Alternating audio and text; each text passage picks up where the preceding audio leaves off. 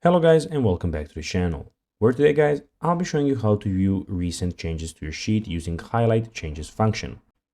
So guys, the first thing that you of course need to do is go to smartsheet.com and you'll be greeted by a website looking similar to this one. Now, when you did that, you just need to go and log into your profile. But guys, if you do not have one, you can always go and register to Smartsheet. But guys, if you do not know how to do that, you can always go to our YouTube channel where we have plenty of how to Smartsheet videos where you can see how you can do this. Now guys, that we got that out of the way, let's see what we actually have in front of us here. So as you can see here, we have the Smartsheet website where we can go and start from the home screen. So here we have some things that are suggested for us. So we can go and create a new Smartsheet here.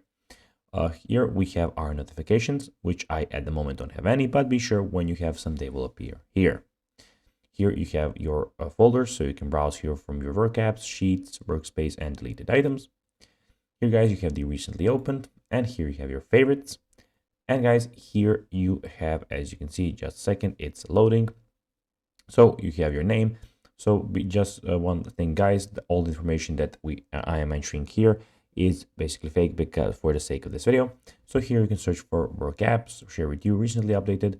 And here guys, you can go and see some new templates that you can add. And lastly, here you have all the information about your account in one place. Now guys, let's see how you can actually view recent changes to your sheet using highlight changes function. Well, you need to go to the View tab and click the Track Changes. And then when you click there, click the Highlight Changes to select the changes that you want to see to any of the following. So you can also click Collapse Dialog and the right end of the Where box and then select the range that you want to use that sheet. And guys, that will be everything for this video. I hope that you found this video informative.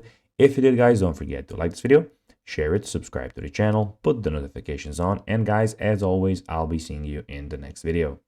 Bye guys.